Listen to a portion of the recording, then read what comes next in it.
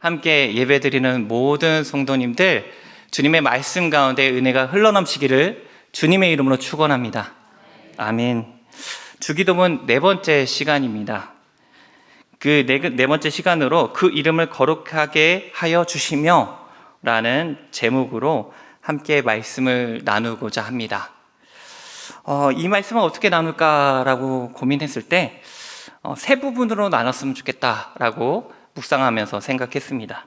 그래서 첫째는 아버지의 이름, 둘째는 거룩함, 그리고 세 번째는 받으시오며 라고 나눠볼까 합니다. 그래서 첫째는 아버지의 이름이죠. 여러분, 이름은 우리에게 정체성과 같은 의미를 전해줍니다. 그 이름은 그 사람에 대해 다 알 수는 없지만 얼추 유추할 수도 있고 어떤 특징을 가질 수 있는 이름들이 많습니다. 만일 그 이름이 케빈이라고 얘기하면 어느 나라 사람일까요? 한국 사람일까요? 거의 한국 사람은 아니겠죠. 외국 사람이구나 라고 생각을 할 수도 있고요. 동남아시아는 아니고 유럽 아니면 북아메리카, 이 정도의 지역이다라고 유추해 볼 수 있죠. 그리고 또 예담이라는 이름을 들었을 때 이 사람의 가정은 어느 종교라 유추해 볼 수 있을까요? 예담이니까 예수님을 닮은 사람, 불교 집안은 아니다 생각해서 기독교 집안이라고 생각할 수 있겠죠.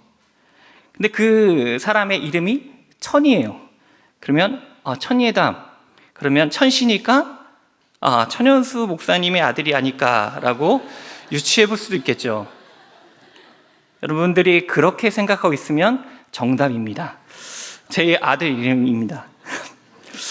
또한 이름이 또 그 사람의 업적도 떠오르게 할 수 있죠. 만일에 이제 이순신이라고 이름을 들으면 외국 사람들은 모를 수 있지만 우리는 누구인지 알지 않습니까? 어떤 게 떠오르죠? 거북선을 제작한 사람, 임진왜란 때 적과 싸운 장수, 용맹한 사람, 많은 이미지가 떠오를 겁니다. 만일 에디슨이라는 이름을 듣게 되면 발명가, 근데 전구를 만든 사람, 달걀을 품은 사람, 이런 사람 등등등 그런 많은 이미지가 떠오르게 될 겁니다. 이름을 이야기하자면 그려지는 이미지나 그 사람의 정체성에 대해서 조금은 알 수 있습니다. 성경에서도 하나님의 이름에 대해서 우리가 여러 가지의 이름들이 있는데요. 한 가지 이름이 아니라 여러 가지 이름들을 살펴보겠습니다. 그 이름들을 살펴보면 다양한 의미들을 알 수 있는데요. 그 이름들을 살펴보면 히브리어로 엘로힘이라는 히브리어가 있습니다. 그 엘로힘이라는 하나님 이름은 말 그대로 하나님, 강한 창조자라는 뜻이 담겨져 있습니다. 여기서 엘로힘이라는 단어가 창세기 1장 1절에 나와 있는데요. 우리 함께 같이 한번 읽어볼까요? 시작. 태초에 하나님이 천지를 창조하시느니라. 아멘. 안 보고도 이렇게 외우시는데요. 여기서 하나님이라는 이 단어가 엘로힘이라는 이 단어인데요. 이 엘로힘이라는 단어가 단수가 아니라 복수의 단어입니다. 정확히 말하면, 해석하자면 하나님들이라고 말해야 합니다. 근데 히브리어로 보게 되면 복수로 시작하면 복수로 끝내야 되는데 창세기 1장 1절 문장을 보게 되면 복수로 시작했다가 단수로 끝나게 돼요. 이 엘로힘이라는 이 단어로 들어지는 게 뭐냐면 바로 삼위일체 하나님이라는 이 단어가 의미가 부여지게 됩니다. 그리고 하나님의 이름 두 번째는 히브리어로 야훼라는 이름이 있습니다. 우리가 잘 쓰고 있는 단어 여호와라는 단어와 동일합니다. 여호와는 스스로 있는 자라는 뜻입니다. 출애굽기 3장에 하나님께서 모세를 만날 때 사용되죠.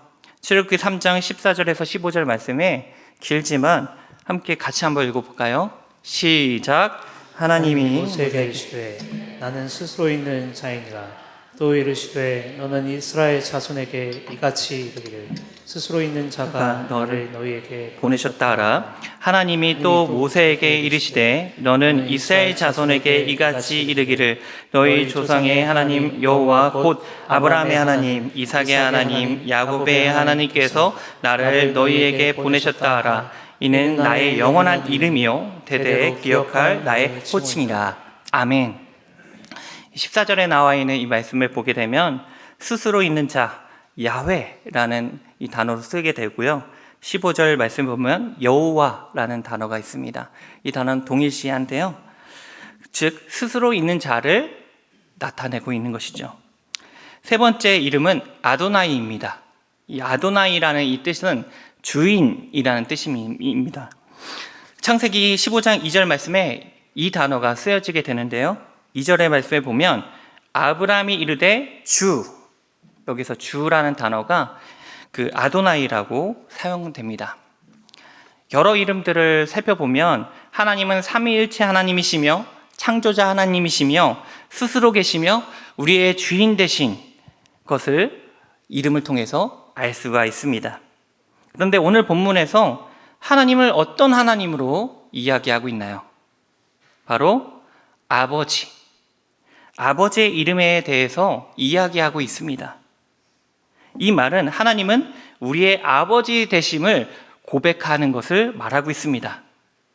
구약을 보게 되면 모세가 하나님을 직접 보게 되면 죽게 되니까 어떻게 하죠? 수건을 두르습니다. 그렇다면 우리는 직접 대면조차 할 수 없는 하나님을 어떻게 아버지라고 부를 수 있게 되었을까요? 원래 하나님과 사람과의 관계는 너무나 좋았죠. 하지만 우리는 죄 때문에, 죄로 인해 하나님과의 관계가 단절되었습니다. 직접 대면할 수 없게 되었습니다. 그 죄를 해결하려면 흠없는 사람이 희생해야 하지만 우리가 그 죄를 해결할 수 있습니다. 그런데 어느 누구도 흠없는 사람은 없죠. 그런데 하나님께서 우리를 너무나도 사랑하셔서 독생자 예수님을 이 땅에 보내주셨습니다. 우리가 해결할 수 없는 죄를 예수님께서 십자가에 지심으로 우리의 죄를 해결해 주셨습니다. 그 죄가 해결됨으로 예수 그리스도를 통해서 하나님과 우리와의 관계가 회복되었습니다. 요한복음 1장 12절에서 13절 말씀에 이렇게 기록되어 있죠. 영접하는 자, 곧 그 이름을 믿는 자들에게는 하나님의 자녀가 되는 권세를 주셨으니 이는 혈통으로나 육적으로 하나님의 뜻으로 나지 아니하고 오직 하나님께로부터 난 자들이라. 로마서 8장 15절 말씀에 너희는 다시 무수하는 종의 영을 받지 아니하고 양자의 영을 받았으므로 우리가 아빠, 아버지라고 부르짖느니라. 우리는 예수님을 믿음으로 하나님의 자녀가 되었습니다. 하나님의 양자가 되었습니다. 친아들인 예수 그리스도와 동일한 대우를 받게 되었습니다. 신자는 종의 신분에서 자녀의 신분으로 거듭나게 되었습니다. 우리가 생각한 양자가 아니라 여기서 말하는 양자는 로마 시대의 양자의 개념과 동일합니다. 양자로 삼으면요, 우리나라처럼 서자의 개념이 아니라 친아들처럼 똑같이 여겨지는 것이 바로 이때 당시 양자였습니다. 우리가 하나님의 양자가 되었다는 것은 친아들과 똑같이 대우를 받게 되었다는 것인데요. 예수님께서 제자들에게 또한 우리들에게 주기도문을 가르쳐 주셨을 때 엘로힘이나 야훼나 아도나이로 말하는 것이 아니라 아버지, 아빠, 아버지로 기도하라고 말씀하고 계십니다. 할렐루야. 그래서 우리는 주기도문으로 고백할 때 이 아버지라는 이 단어가 나올 때 우리가 입으로 고백할 때 감격해야 되며 감사해야 될 줄 믿습니다. 우리는 아도나이, 엘로힘, 야훼로 부를 수 있지만 하나님께서 우리를 자녀 삼아 주셨고요. 예수님께서 우리들에게 기도로 가르쳐 주셨을 때 아버지의 이름으로 기도하게 해주셨습니다. 얼마나 축복되고 기쁜 일일까요? 아무것도 아닌 나를, 죄로 인해 진노의 자녀였던 나를 하나님께서 양자로 삼아주셨구나. 자녀 삼아 주셨구나 라고 말이죠.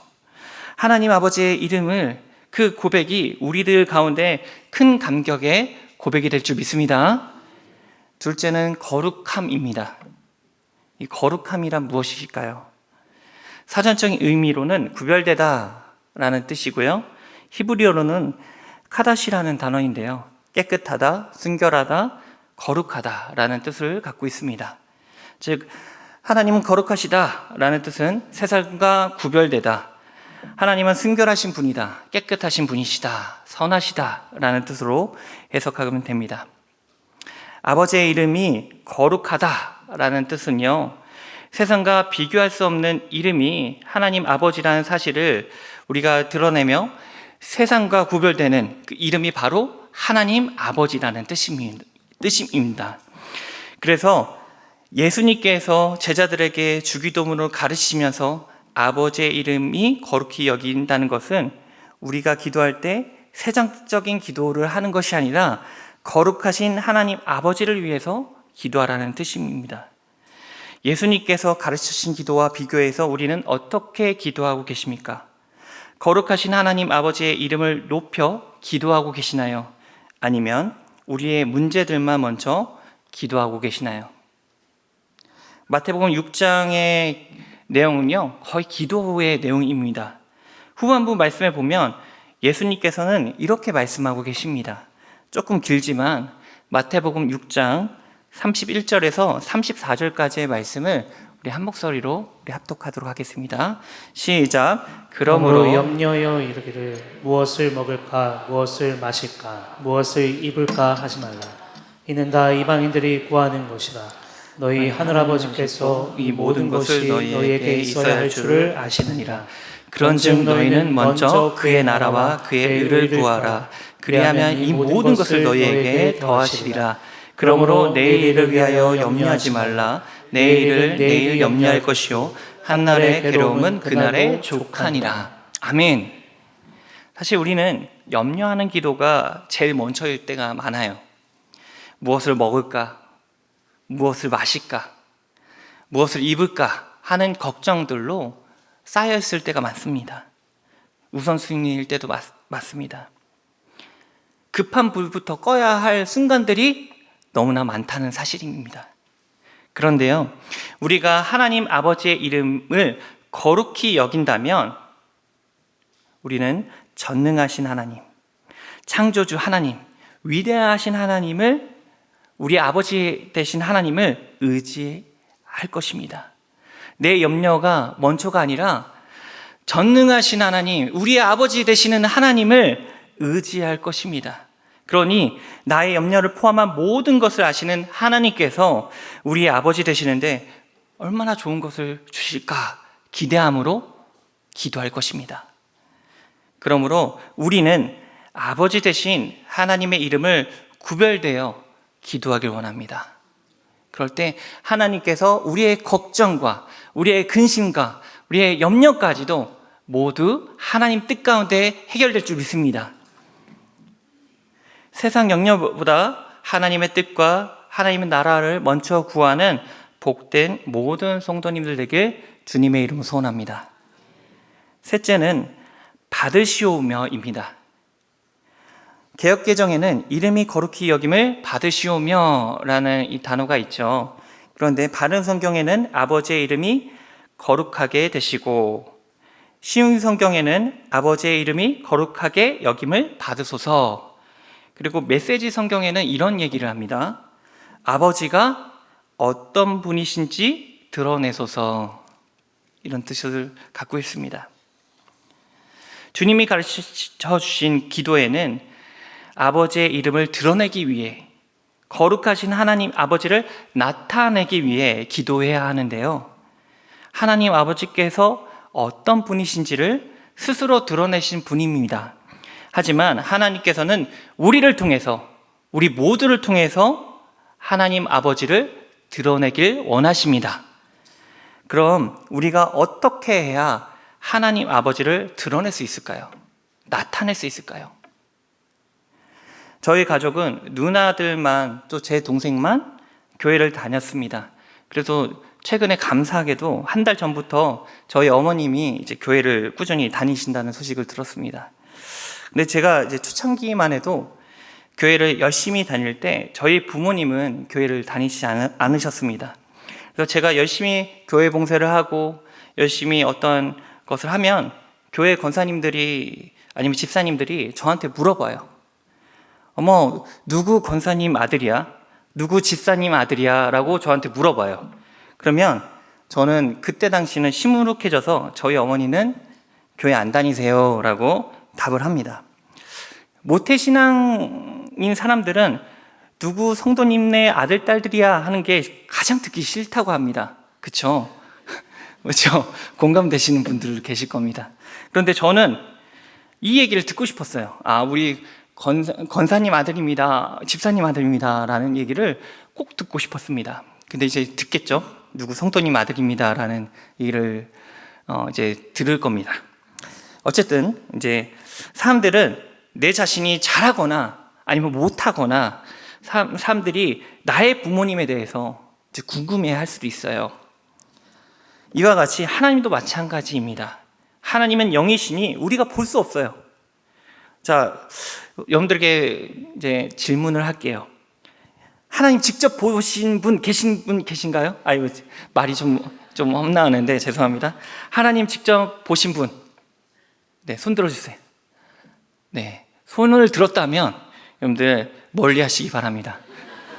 정신 차릴 수 있게 그분들을 위해서 기도해 주시면 감사하겠습니다. 그런데요, 하나님 본 사람 아무도 없습니다. 우리 말씀을 좀 많이 찾을 텐데요, 레위기 11장 45절 말씀에 이런 말씀입니다. 나는 너희의 하나님이 되려고 너희를 애굽 땅에서 인도하여 낸 여호와라. 내가 거룩하니 너희도 거룩할지니라.